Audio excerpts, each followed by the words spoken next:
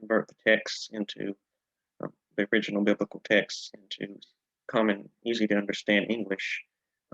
Really, the goal was to preserve not only the meaning of the texts, but also the word order, syntax of the way they were written. So that's something the King James translators were trying to do. They believed that they had a divine task and had sacred texts to translate them as accurately as possible. And so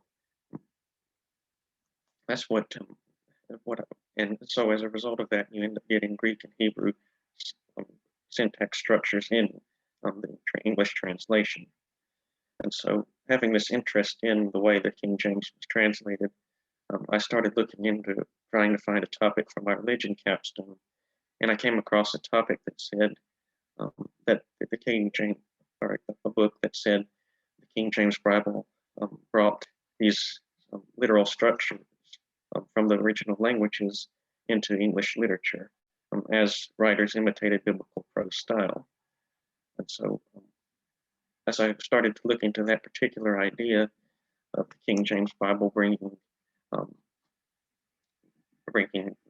these structures into English literature, I found that a lot of scholars seem to assume this, but they don't provide a lot of evidence to support these claims that the King James Bible brought this into English literature. And so my research question in response to this issue asks, are there sufficient instances of biblical Hebraisms in British literature to confirm the King James Version's influence on British literature? Again, the point of that is simply to supply this evidence that's lacking in scholarship, and also to narrow my focus for the scope of this honors project. I decided just to focus on the Hebrew, and it was praised that William Rosenau's 1902 dissertation is called Syntactic Hebraisms, which is, just so you know what that means, it's simply syntax is word order, and a Hebraism is a characteristic feature of Hebrew occurring in another language. And so these are just simply Hebrew word order occurring in the King James Version and in the English literary text. But I also decided to restrict my focus to British literature rather than looking at American literature or perhaps literature written in the colonies of the British Empire after it was dissolved. And so just to get my project as narrow of a scope as possible. So my thesis, to answer this question in two parts, is first of all that the KJV did not introduce the syntactic Hebraisms that were searched in this project into English literary texts. That's because all of those that I searched for appeared before the KJV, in text before the KJV.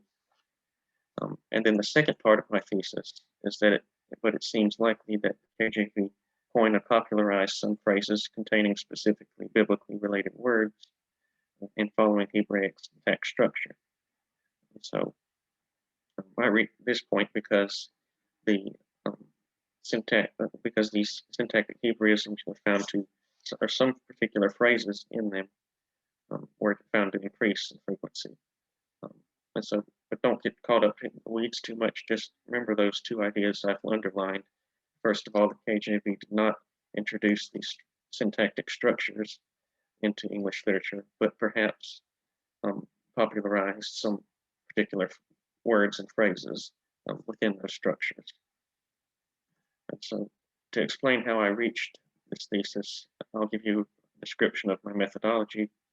And my methodology uses a discipline or method called corpus linguistics, which analyzes a collection of texts, which is known as a corpus for a specific aspect of language. And that's what the study of linguistics does. And so this was something that was traditionally done by hand, where researchers would just simply read through lots of text.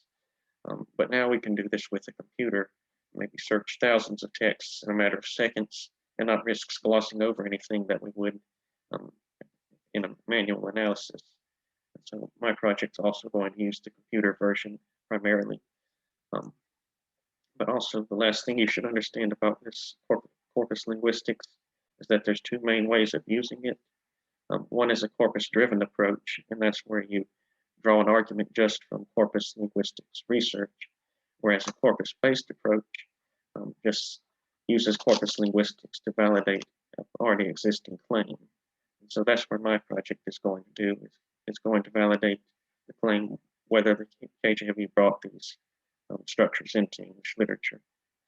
And so the corpus that I used was known as Early English Books Online, which is a collection of 25,000 English texts written from the period of 1470 to 1700. And again, I restricted myself to just this period because the corpus restricts it to this period. But also because I also gave specific attention to the year 1611, because that was the year the KJV was published. And so I was trying to find examples of the construction existing before 1611, and then also noting what happened after 1611 for the second part of my thesis, to see whether the KJV popularized particular phrases.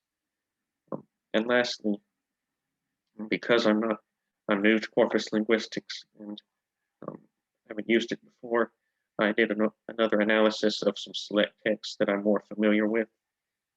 Analysis, I mean, is I'm more familiar with. And so just so you know, as I reference these texts, The Merchant of Venice and The Tragical History of Dr. Faustus were two texts I did before the KJV, and then Paradise Lost, The Pilgrim's Progress, The Temple, and Hudibras were texts that I did after the KJV. So just kind of repeating my corpus analysis in these particular texts. And so now I'm going to show you how both of these project steps worked with an example search. This example search is known as the Adverbial Prepositional Phrase. It's a feature of English we still use today, where simply a prepositional phrase has an adverbial meaning. So, for instance, in haste has the meaning of hastily. And so if you type in haste into the Early English Books Online corpus, this is the chart that's going to come up.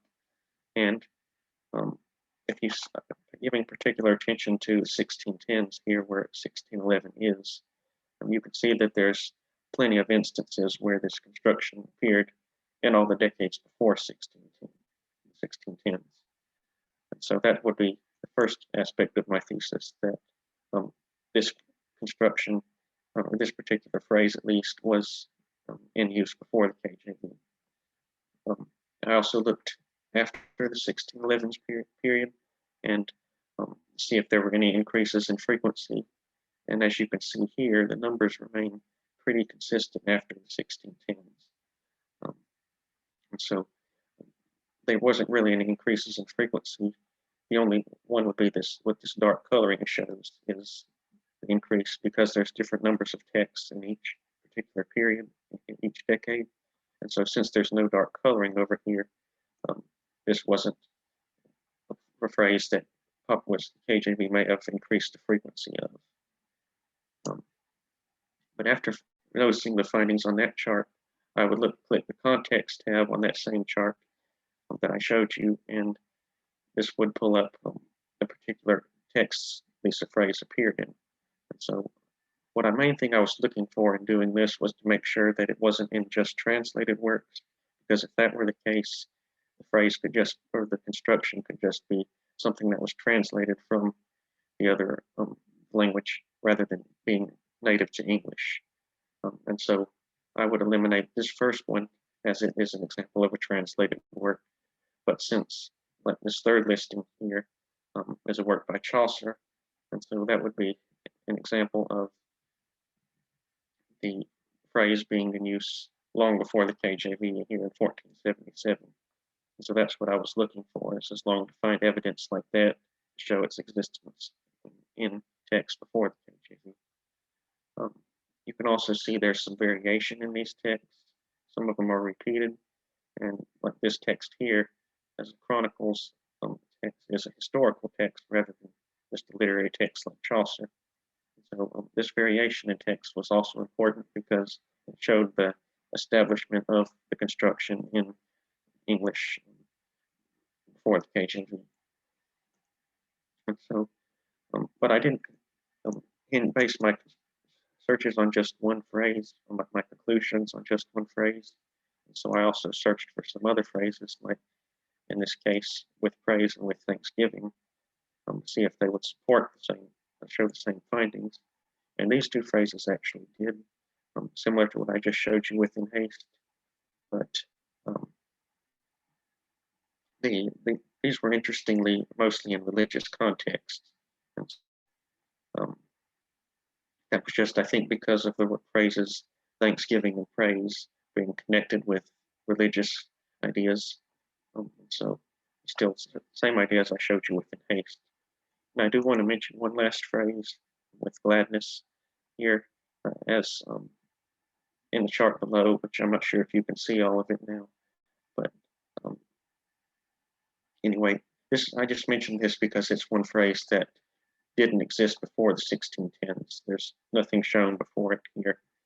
But however, after the 1610s, it does have this dark coloring over here, starting in the 1650s through the 1690s, that showed its increasing in frequency afterwards. And so I mentioned that just so you can see what the other aspect of the thesis looked like from the searches.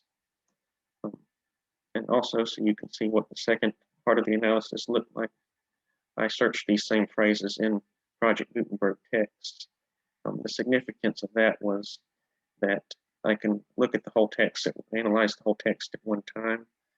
If you just press Control F on your keyboard on the internet browser, it'll let you search the whole text. And so I just, if it comes up in a minute, I'll show you.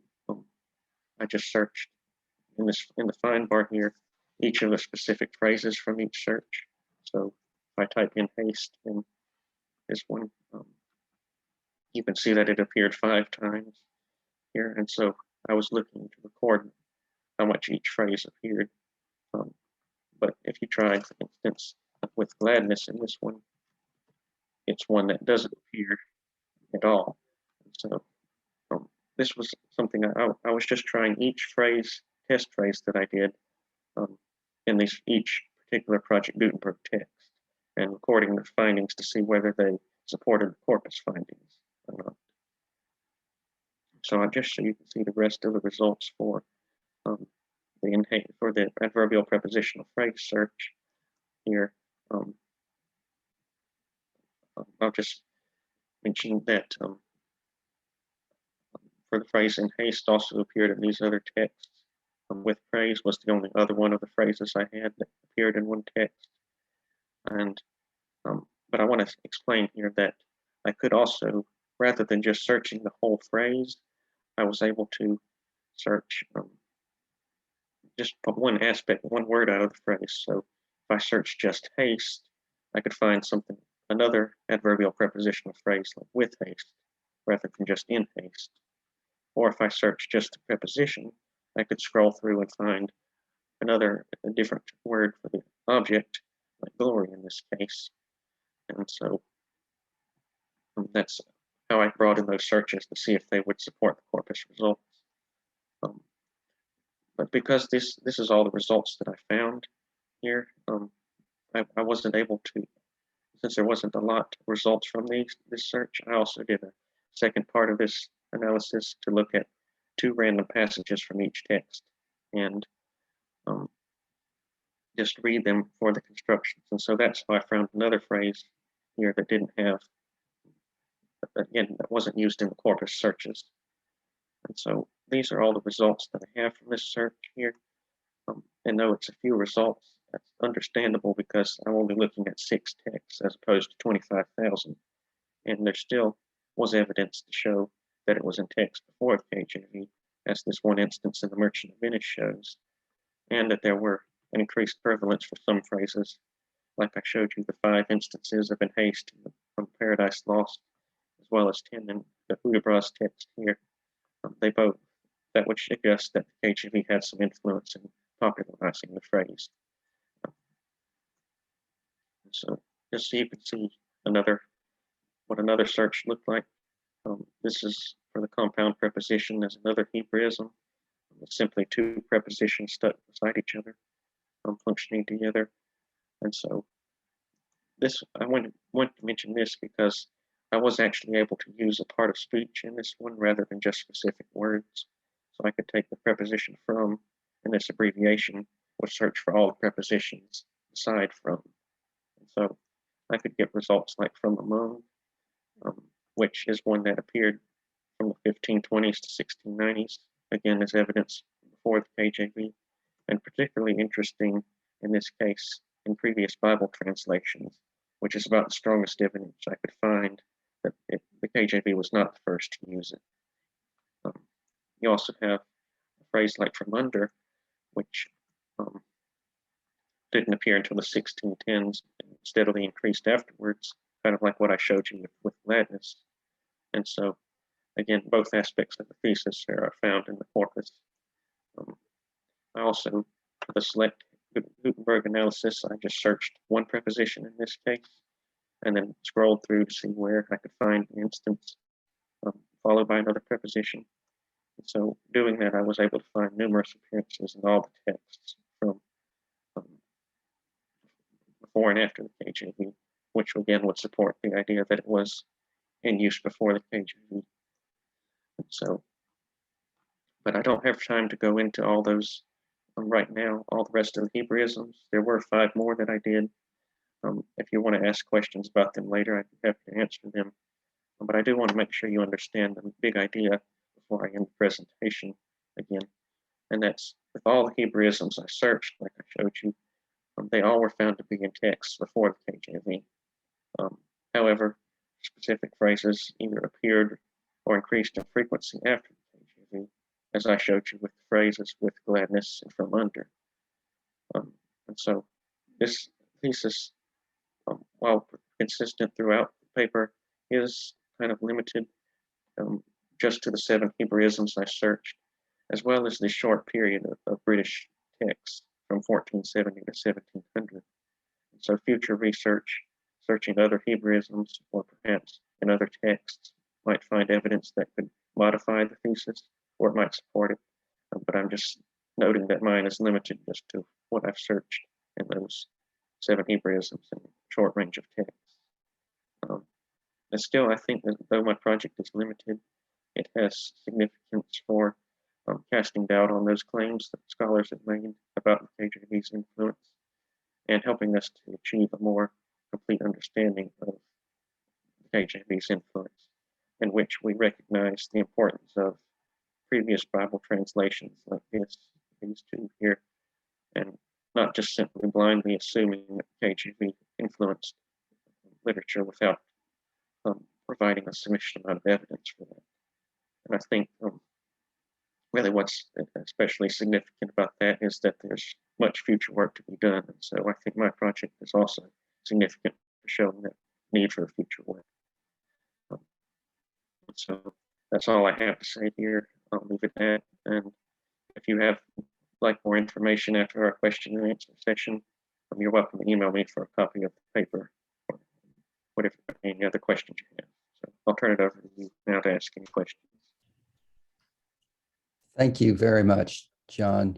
I'm going to open it up to questions. And since I really can't see you, John, I would encourage you to continue sharing in case somebody wants to ask a question about a slide. You can leave it in the, just sort of in this, well, rather than the present mode, just so that we can see the thumbnails of the slide on the left. I think that makes it easier for us to say, oh yeah, go back to slide number whatever. Yeah, I cannot see you. So I'm just going to encourage you, if you have a question, to either unmute your mic and ask away, or you can also type it in the chat, and I will certainly monitor the chat if that's a preferable way of asking. All questions welcome, people.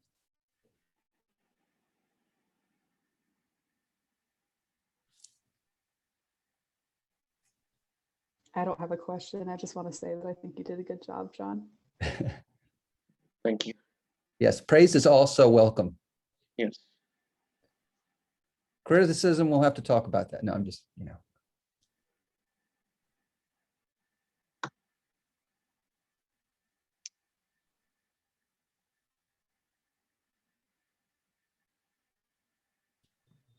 I could start.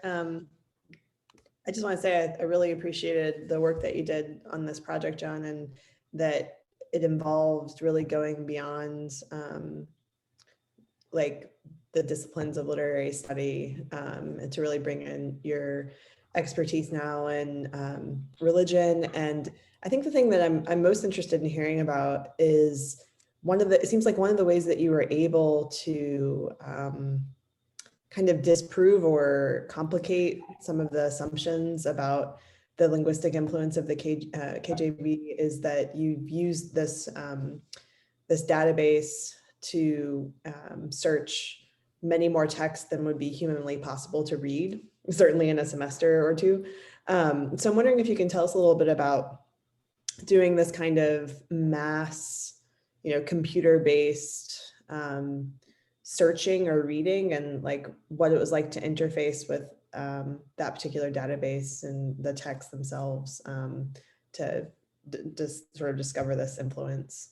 I guess it's sort of the bigger question is thinking about the way that machine learning and computing power can really lead us into new research horizons in literary study, because we'll never be able, no single human will ever be able to read this many words ourselves. And I'm sure many of us who are, researchers and literary scholars and, religious scholars and everything, we feel that, sort of, especially, I feel like as I get older and my amount of time on earth compresses and I see the books I want to get through increase, right? Like just knowing that I'll never, ever be able to read everything that I want to read is sort of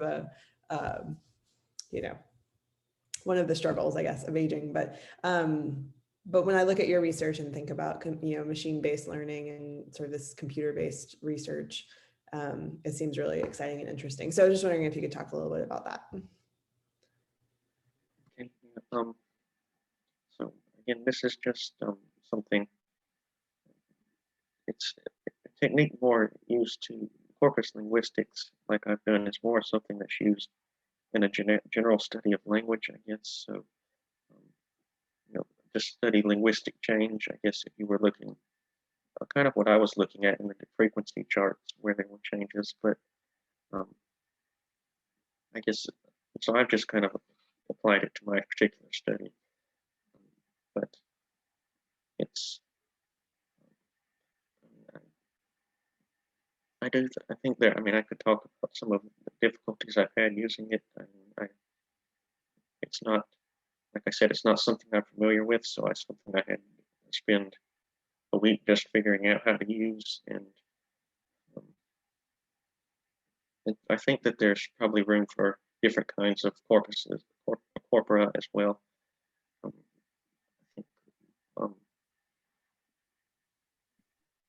Because like I had to use the specific word searches, and so the corpus like I used and the other ones aren't really set up for searching syntax so much as they are specific words. And so I guess that would be something we would need a different corpus to do more advanced searches than I was able to do, I guess. I don't know. Is any of that what you want me to talk about? Or Yeah, just sort of a general question, because I think it's an interesting part of your research. So yeah, it's really great. Thanks. Yeah, John, I was just going to jump in and say I was really impressed by your research and really looking so closely at this text, but I always have a more personal reaction. And my reaction is my mother grew up with the King James Version of the Bible, and I have it right here on my desk with her name goldly embossed on it. I grew up with the Revised Standard Edition, and that was the Bible given to me in the Methodist Church when I was confirmed. But I feel like I want to write one day about how we're shaped by the Bibles that we grew up with, because my mother was certainly so influenced by the King James. And I kind of wish that I could have learned more with that Bible instead of the Revised Standard, because I found her copy was much more beautiful than mine. And I was always just so fascinated with the red letters, as any kid would be. but I don't know. This is not even a question. It's just a general observation that I've just not thought so much about how the Bible we're given shapes the way we view not only the Bible, but the many messages that come from it, and even our personal relationship to the Bible. So you have got me thinking about that, and I just made a note to myself, next creative essay to pursue. So I appreciate that. Yeah, there actually is. I'm just looking at a small aspect of the way the King James Bible shapes things, and there's lots of scholarship on other areas. It's I talk about the King James as in my paper as being its historical place. It was before its time, we had all these different kinds of translations like we do even in today's world, where there's so many translations. I guess maybe not quite as much then, but the King James Bible had its own status as that's why it's called the Authorized Version also, because and so I think one source I talked about in the paper also said that it almost became a symbol of English identity even in the colonies and such, because despite its being a translated work, it's still so that's really its position at being authorized and so ingrained in English culture, as it was taught in schools. And if you could have one book, that would be the book you would have. And so that's really and so I don't want to, in my project, I don't want to cast too much doubt on its influence that way. Historically, it does have a lot of influence in other areas, but, and there's probably more evidence to support that kind of research, but mine's just a restricted project on something I'm particularly interested in as a lover of language.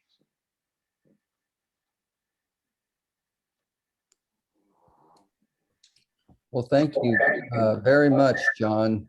In the interest of time, I think it's probably best that I pass the mic to Terry at this point. But before I do, I just invite everybody to join me in thanking John for a really engaging and stimulating presentation. So use your clap or turn on your audio and woot woot. But however you do, just let John know that you're out there and you appreciate his work. Great. Terry, the floor is yours. I thought I'd left the floor a couple hours ago, but here it is again. So it is a good segue, I think, because both John and Riley were in American literature with me a year ago. If you can even remember a year ago when everyone went to normal classrooms and it all seemed like, life would go on as we knew it. They were the two best writers in the class. They were the two people who were, I think, most deeply involved in the subject matter, and the class was actually really strong altogether. So I'm not disparaging anyone. I'm just telling you that in a room full of college scholars, these two were certainly the prominent ones. But while I had known John before, I'd never met Riley before this class. And so this was a new student to me. And as I watched her in class engage in discussion, and as I started reading her work, particularly towards the end of the semester, I thought, not only does this person very interested in interpreting literature and is doing so in a pretty deep way, her writing style is so incredibly engaging. I see Riley rolling her eyes right now. She takes compliments about as well as I do. So as we read Margaret Atwood's The Testaments, and of course we were mainly talking about that online by that point, I kept thinking, this person needs to pursue honors. She is someone who is engaged and is clearly a gifted writer. And so I asked her if she was interested in doing that. And Riley had really just become an English major along with her biology major. And you probably know this because you've had double majors. What she had to do, though, at this late point in her career to manipulate everything so she could do both majors and do honors, to look at her and to see that she looks like a reasonably sane person given all of that, is just a testament to her strength. And then I finally asked her one day, because I was so interested, I really just wanted to know, why do you write so well? How could this possibly be? Because I know that I didn't write that well when I was a college graduate. And Riley's comment was, I've been keeping a journal ever since I was 4 or 5 years old. I thought, well, there you go. That explains everything. And so that's just a long way of saying that I've gotten to know Riley really well, not only through class, but through in creative nonfiction, but through doing this project where she's looking at a really dark aspect of American culture. And I think she'll say a little bit more about this, but we went from a dystopian work of fiction into reality. And so that's what is both so dark, so impressive, and I think what makes this project so worth someone pursuing honors and doing. And so here is double major Riley Swindell to talk to us about the various cults, both religious and secular, through literature. Yes, sir. Thanks, Dr. Barr. I'm Riley, like you said, and the title of my research project here is Breaking the Cycle, Women Surviving and Escaping the Cult Environment. So my interest in this topic, like you said, began last year in Dr. Barr's class with Reading the Testaments by Margaret Atwood. And from there, I decided to build this project around figuring out how life operates inside a cult and how people both join and manage to escape. I found that the actual word cult did not come into popular use as a negative term until starting in around roughly the late 1960s. And this era saw the existence of cults entering the popular consciousness. And they owed their increase in publicity in part to groups like the People's Temple and Heaven's Gate, among others, like the whole Satanic Panic even. Most of the literature out there that I found surrounding cults written during this time was preventative, trying to understand the phenomenon in order to reach the people that they thought were most likely to fall prey to cults, such as children, teens, and young adults. So at the height of this moral panic, researchers managed to come to a consensus and define a cult as a group united by a common ideology, overseen by some charismatic leader exerting an unnatural level of control, in which the general expectation is that together they might move beyond the imperfections of reality. Clearly, these leaders exerted an incredible social influence, but they wanted to know how this happened and who is the most prone to becoming a victim. So with all of that in mind, sociologist William Catton attempted to understand who was most likely to join by surveying people he found at a series of meetings being held in Seattle, led by this man that I think was claiming to be Christ himself. He wanted to know if it was possible to identify those most likely to join the cult before they actually joined it. So he designed this questionnaire meant to gauge both the degree of acceptance of an audience member and other factors that might lead them to be especially inclined to listen. So people who chose things like to learn, to seek the truth, or to gain an understanding of God as their reasons for attending the meetings were classified as seekers. And these seekers were over twice as likely to return to any following meetings being held by leaders.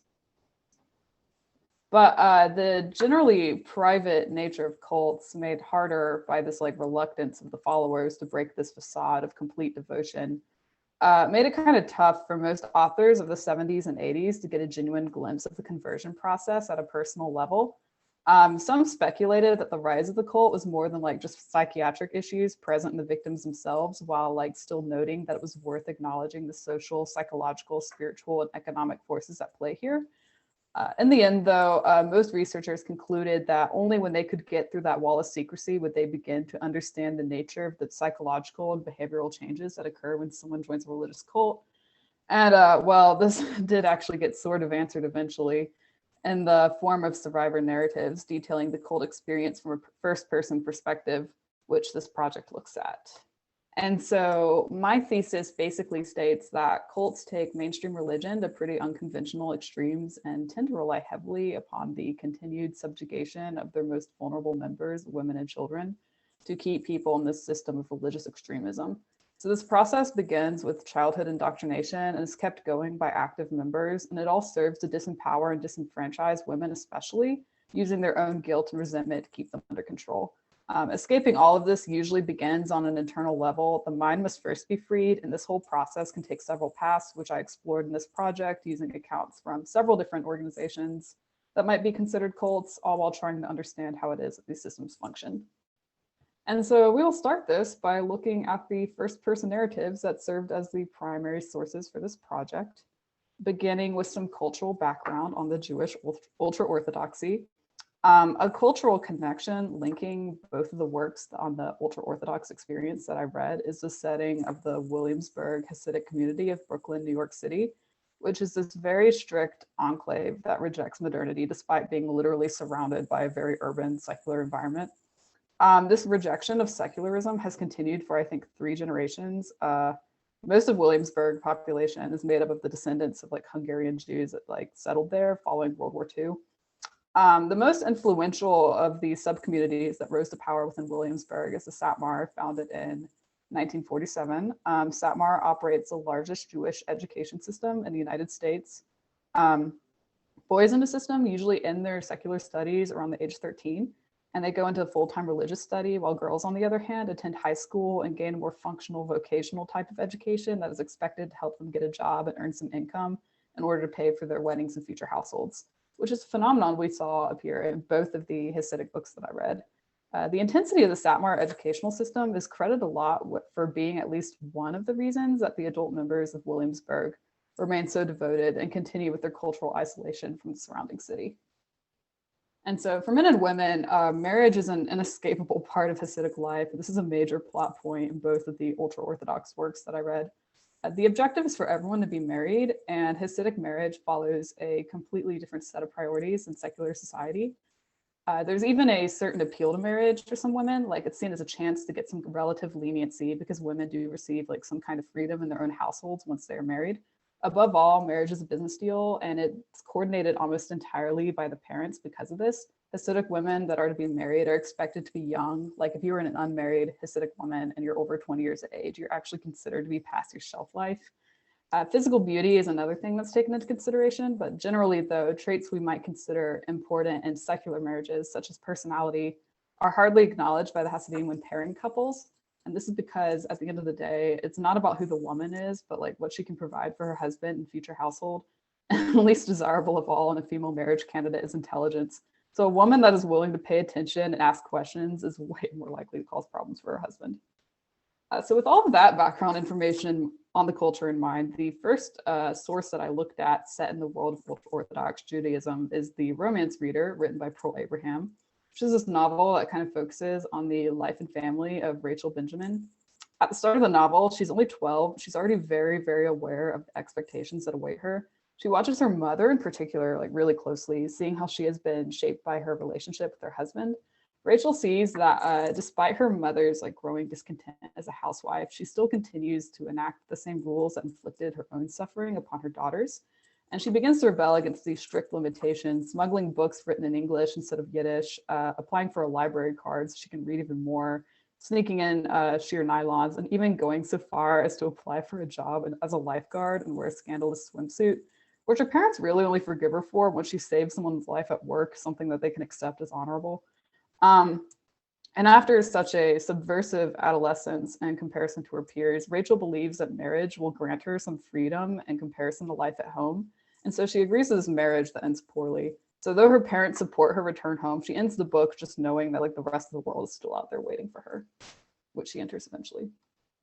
And the next book I looked at set within the world of the ultra-Orthodoxy is Deborah Feldman's Unorthodox, the Scandalous Rejection of My Hasidic Roots, published, I think, almost 20 years later. Young Deborah is raised by her grandparents in the Williamsburg neighborhood of Brooklyn, New York City, because her parents, a disabled father and a mother that left the fold, are no longer in the picture. Like Rachel, Deborah struggles with the dress codes like that are implemented by her Reb, which is like a super hypocritical thing, all intended to discourage the male gaze and supposedly prevent women from leading the men into sin. She finds herself increasingly unable to rationalize why it is that she must cater to the men of the community and how she behaves and dresses.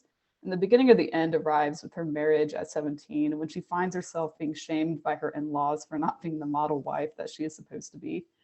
When her son is born, she realizes that she needs to leave for good if she and her son are to have a future. And the photos on the slide are actually from the book itself. On the left, we have Deborah at her wedding, like obscured by that giant opaque veil that they have to wear. And then on the right, we have a photo of her following her escape, posing in front of an image of herself with her former husband and son taken prior to her escape.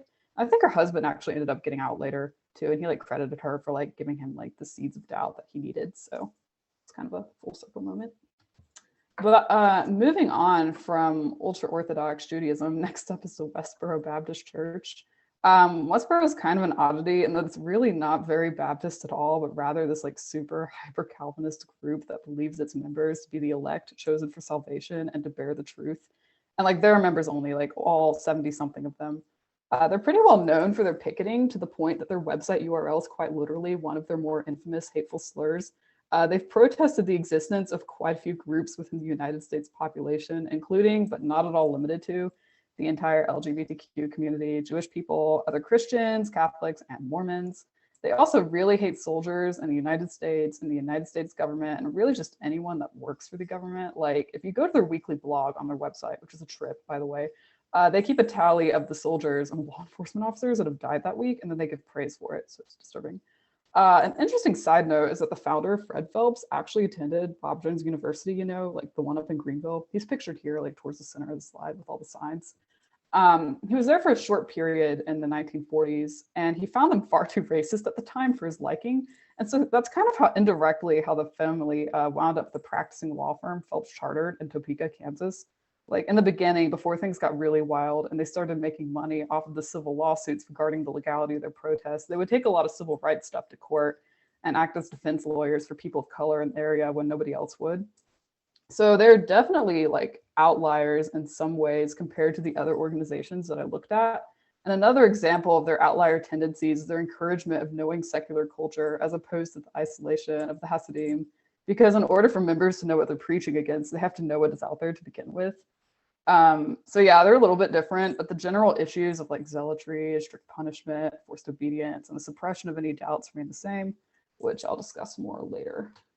But this encouragement of internet usage is what helps Megan Phelps Roper, granddaughter of the founder, Fred Phelps, begin to question her upbringing and the harshness of the way of life that her family's church espouses as the correct way. So in her memoir, Unfollow, a memoir of loving and leaving the Westboro Baptist Church, Megan describes an upbringing filled with picket lines protesting what her family's church saw as the great sins of secular society, as well as what seems like almost basically every other religious organization and minority demographic in the States ever. This super passionate enthusiasm about seeking and spreading the truth is what Megan finds so admirable about the church. And this is actually what kind of keeps her there as she ages and starts to rationalize its practices as an adult. But while running the church's infamous social media presence on Twitter, Megan strikes up a conversation with a stranger who's like empathetic and willing to listen and like debate her. That ends up changing her life for the better, and it leads her to question these like really hateful teachings that she had been raised upon, and eventually forge a new life separate from her family, freed at last of all this hatred that burdened her and still kind of processing it. So. And next up are the Mormons, very much hated by Westboro. The Church of Jesus Christ of Latter-day Saints is an offshoot of Christianity that claims to have restored the church, I think, from its fallen state following the deaths of the original 12 disciples. It was founded by Joseph Smith Jr. on like April 6, 1830. The foundational text of the religion, the Book of Mormon, is like this record of indigenous American prophets that Smith claimed to have found and translated from a set of golden plates. When most people think of Mormons, though, myself included at first, they think of polygamy. Although the church has not officially condoned the practice for over a century, polygamy was basically present to some degree from the beginning, though. Like a big part of Mormonism is believing that the church founder, Joseph Smith Jr., restored truth to Christianity by revising the Bible and recording revelations of his own, including a particularly like controversial, like hot take one on like having multiple wives. So prior to his assassination, only a few members in the uppermost circles were like aware of this or had been practicing it in secret. And the announcement from the church, like condoning polygamy as like the spiritually healthy and great practice in 1852, ended up setting off a whole series of like legal like run-ins with the United States government, including like the Edmunds-Tucker Bill in 1887, all of which was meant to like try and suppress the this polygamy that the otherwise largely Protestant population of the United States found so abhorrent. So after this, the church issued the Manifesto in 1890, which removed official church supports from all new plural marriages. But as polygamy died out among average Latter-day Saints, it got way more popular in an offshoot of the church known as the Fundamentalist Church of Jesus Christ of Latter-day Saints, or FLDS. There are some things in common between the original plural wives of the 19th century and the plural wives of the modern FLDS, which I thought was interesting when I was doing my reading for this. So in both scenarios, the men tend to like not charitably marry older women and widows and need financial support, as like Smith originally assumed, or at least really hoped they would. Instead, the age difference between husband and wife has a tendency to increase with each marriage, with the wives typically only in their late teens. Like the Jewish ultra-Orthodoxy, romantic love is like not considered a good thing. Like, while the couple should love each other, it is considered better if it arises from just being married. Piousness, beauty, health, and temperament are all seen as way more valuable in a marriage partner than romantic love. And on the right here, we have a photo of Warren Jeffs' many wives. I think this was taken after his imprisonment, I'm pretty sure, I'm not totally sure, when he was still giving orders to the church via phone, and that's why he's only there in like creepy portrait form, but yeah. And so the FLDS is the background social structure surrounding each and every aspect of life. And Carolyn Jessop's memoir, Escape. So Carolyn begins by describing her upbringing in an FLDS community, and she really puts a lot of emphasis on like elaborating on the indoctrination process she experienced as a child that was intended to set her up for a celestial marriage as a plural wife, because like that's what they call it. It's like celestial, divine, like you're sealed forever. She recounts being like physically beaten by her mother as punishment while growing up, which was a practice considered just a normal part of parenting in a community that was already governed very much by abusive practices. At the tender age of 18, she's married off to Merrill Jessop, a 50-year-old man with like 3 other wives already. She's like 3 times her age. You can see her here in this middle image taken several years later after Merrill has married twice more. Carolyn is the woman off to the far right, and Merrill is like that very attractive marriage material, I guess, there in the center. Once married, Carolyn very quickly realizes just how bad the situation is in this household she's been practically thrown into. And she spends the next 15 years putting up with extensive abuse at the hands of her husband and his other wives. So she has 8 children and starts to realize that more than anything, she wants to fight for a chance at a life that she never got to live. But she wants to rescue her children as well. And so she takes them with her in a daring escape attempted by no other FLDS woman before. And so once out, she actually ends up providing evidence for that helps courts like lead to the eventual arrest of Warren Jeffs, the notorious leader at the time that we saw in the portrait on that previous slide there. He had been leading the cult into greater and greater extremes. So it was kind of a good thing. But the importance of the family patriarch returns when Tara Westover is educated, but not in the form of a polygamous household. They're also technically Mormon, but very, very different from the FLDS, although the themes surrounding power and control kind of remain the same. Here, Tara and her family are isolated from society. Her father insists upon like mere total self-reliance for his household. And so she grows up learning herbal medicine, like survival skills, and eventually that like something is very wrong, like in the head with her father and brother. When an older brother becomes physically abusive towards her, she turns to a different sibling that's like already managed to escape the restrictive confines of her family's lifestyle, much to their shame, and pursue an education that's something the rest of the family has already looked down upon as being too worldly to be like worthwhile. And at first, Tara is pretty reluctant to part with her family, but her desire to learn the piano and pursue her love of music, as well as her mother's quiet encouragement, is eventually what persuades her to consider going after a higher education. To do so, she must assert her independence, which is a whole process that takes years, like the majority of the book, basically, and eventually ends with Tara cutting off her family. She learns to be confident in herself and her own views, and this is like the heart of the process of leaving that educated is centered upon. So what do all of these sources have in common? Well, the first is the emphasis on control rather than doctrine. As Megan puts it, when considering the actions of the Westboro elders and Unfollow, to my mind, it was now undeniable that the elders' decisions were primarily driven not by scripture, but by a need to keep church members in our place. So the concept of like the undesirable other is a useful tool and like this arsenal of cult leaders when trying to control members. It like unites them against a common enemy, and in doing so, it like makes them more vulnerable to other like more insidious decrees that they may not otherwise agree to normally without this pressure. And with this common enemy in mind, leaders can inspire like this potent, zealous hatred, which like rallies members into an emotional fervor that quells public doubts and encourages compliance. And sometimes the hatred is directed inward. Women in these organizations, far more so than men, are encouraged to be ashamed of their true selves and are frequently shamed for engaging in activities that are reflective of their true needs and desires. So when they find themselves doubtful of the system that leads them to feel this way, they are chastised. So like an escape, Carolyn Jessop describes being taught that like perfect obedience produces perfect faith. The blame, as usual, is shifted to the victim, and Carolyn describes being bothered by the idea that every problem a woman faced was because she was not being perfectly obedient. If she asked questions, it was only because she still had contamination in her heart. And so the root of this shaming, more often than not, begins at home. So usually, if not almost always, the parents that are attempting to dissuade their daughters from what they themselves just like couldn't have access to as faithful adherents of whatever organization that holds control over them. So intergenerational trauma is useful to the continuation of cults, and that it is another component of the cycle that keeps adherents under control at like a closer, more intimate level than most religious leaders might otherwise be able to reach. Tara's father resented his mother for working, for example, because it like left him vulnerable to like his own father's abuse.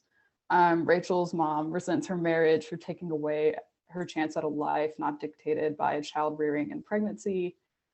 Carolyn's mother like beats her children because she is shamed into believing it's like an effective parenting tool by the other wives and her husband. And Megan's mother sees unquestioning obedience as like an effective means to please leaders after experiencing her father's wild and aggressive tendencies as a kid. So they project their own trauma onto their children, which in turn affects the well-being of their children. And like whether these parents are conscious of it or not, their internalized resentment shows an inherent dissatisfaction with the systems that inflicted it.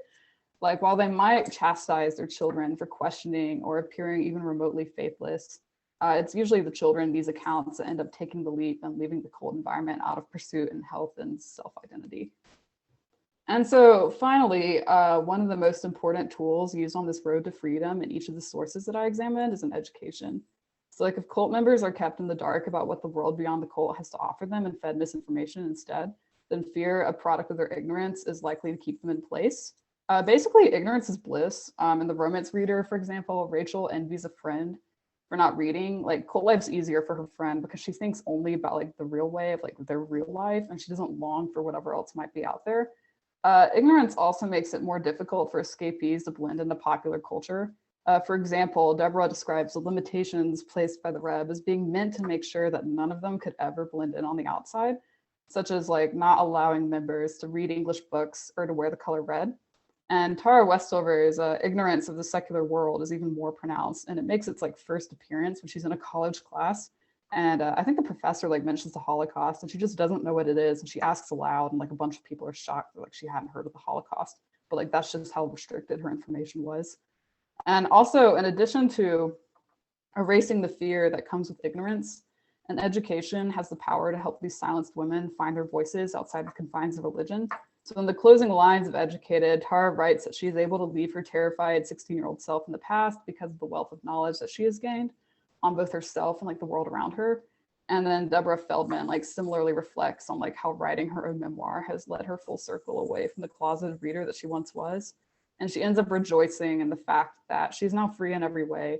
In the end, though, it is through finding their voices in spite of like these men and other people just attempting to prevent them from doing so that has set each of these authors free. And that's it. Those are my sources, images cited. I will not take any questions.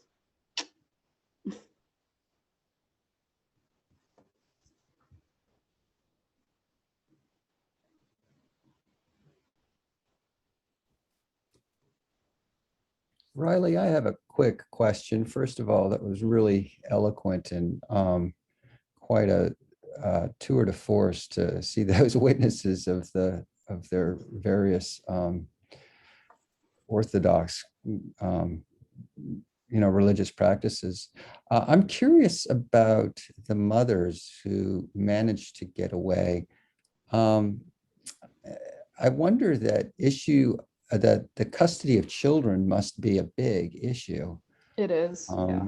And I'm wondering if you could talk a little about that particular issue and I mean, whether there is any changes in terms of how the law is treating these women who break away from these cults. Yeah, I think this is most pronounced in Escape, although I did see like documentaries on like the ultra orthodoxy out there where like women were struggling to like get custody of their children because there's like this whole decree in like Orthodox court that like one Jewish person should not take another Jewish person like in front of the law. They have to be tried by Jewish people. But in Escape, she manages to escape with her children, which is like unheard of, and she like really has to plan it. And she does end up going to court, and she manages to like, I think like her victory is like kind of like a Utah like landmark almost, because like no one else managed to do it before prior to that. And like that's kind of in the process of gathering evidence, that's how she ended up getting Jeffs arrested, I'm pretty sure. But yeah, it's not easy. Yeah. Yeah, I was going to break in and say that in Unorthodox, and there's also a Netflix series or film about it. Deborah's mother escapes, and they close off all contact with her. And she finally, when she goes to Germany, reunites with her mother over there. Her mother has not only left the Jewish family, but has come out as lesbian. And so what she was told about her mother was her mother hated her and abandoned her and all this. And so it took a lot of courage to not only leave herself, but to find her mother again and to reconcile. And so the psychological damage is just deep, pronounced, and long-term.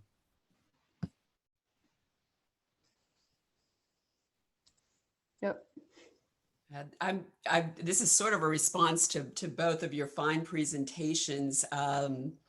I'm really struck by the points you both made about the societal repercussions of this kind of control. And John, I thought your response to Dr. Barr was an excellent one in terms of reminding everyone that this is an authorized Bible, an authorized religious text. And you could argue that the King James Bible, part of what the Stewarts are doing is legitimizing the divine right of kings, right? And that's going to cost his son, Charles I, his life eventually. And Riley, your points, whether it's polygamy and often associated, as you pointed out, with younger wives, statutory, with the Mormons, or, the Hasidics were fined in November in Brooklyn for a secret wedding that became a super spreader event, $15,000. And then there was another secret wedding in Brooklyn in January that became a second, super spreader event of COVID. Ways that really damage not only the individual, but society as a whole. I thought both of your presentations were very eye-opening and powerful in each in their unique ways. So congratulations to you both. Thank you. Thank you. Can I ask a really quick question of Riley? I know we're almost out of time. Sure. I think one of the threads that I was really compelled by in both your paper and in the presentation is this idea of education as a means for freedom. I mean, I think that always resonates with college professors in general who are like, yes, it is. But I think especially in these works, and I was thinking a little bit about how these memoirs and how these pieces of literature interface with the real world, especially because one of the things that seems useful about writing these things down is that they can be former insiders talking to people currently inside the sect, right? So that while someone who doesn't have any experience of growing up in these cults might not be as convincing to try to get people out, to me, I see this impulse in the writing as a way to try to help the people that are still stuck in the communities, right? Like I looked up FDLS and it's still going strong, right? Like it's still, there's still like a lot of people still in that. And so there's a lot of women and children who are still in that system. And so this book exists, and it's like, you know, thinking about the way that literature can help other people that are still in these ongoing cults and religious sects. So I'm wondering if you can say a little bit about like the insider status, or about the way the work itself is positioning its audience to be both the outsiders, like wanting to educate the rest of us about what's going on inside, but also a way the memoirs might be trying to direct the work towards the people that are still stuck, that are still left behind. I think in some cases there's like, I know in Unorthodox, by the time that's been like written, and Deborah is like growing up and beginning to question things, like people have heard of the Romance Reader published like prior, and it has reached people on the inside, and like people like speak of it in whispers, but otherwise she's ostracized. I'm assuming you're like going for like how it's reaching people on the inside. In other ones, I think there's like far less of a chance that like anyone on the inside is gonna like see what these people have done, aside from like hearing through the grapevine that they've left and like have gone to court, for example, like the case with Warren Jeffs.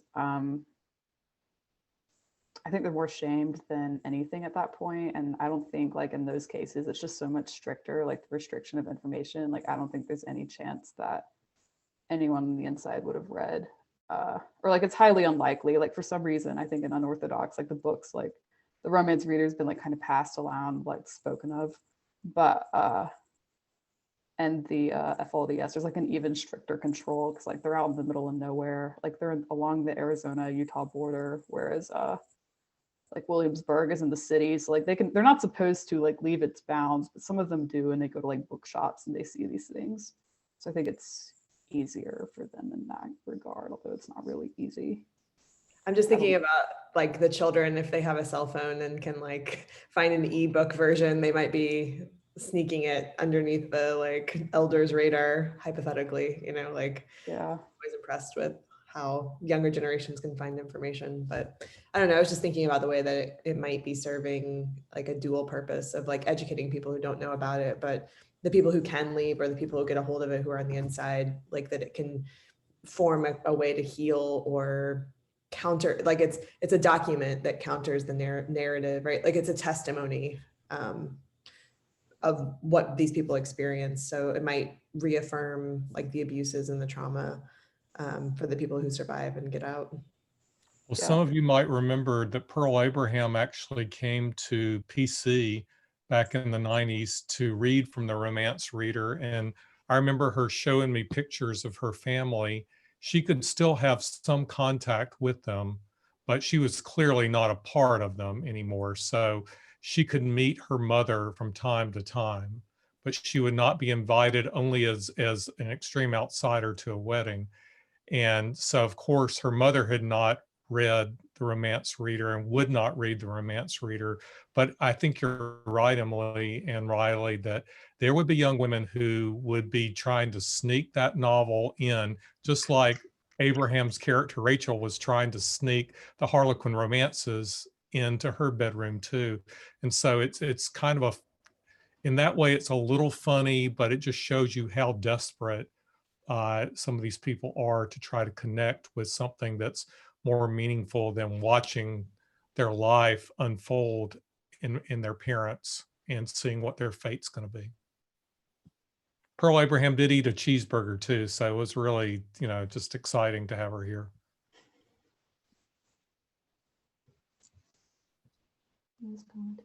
Very cool. Well, I just want to thank everybody for all of your stimulating questions, and most especially for our presenters. If you don't mind, join me one last time in showing your gratitude for our presenters. Thank you so much, Riley and John. You both did amazingly well. And at any rate, I guess I will call this session to an end, and I look forward to seeing you all very soon.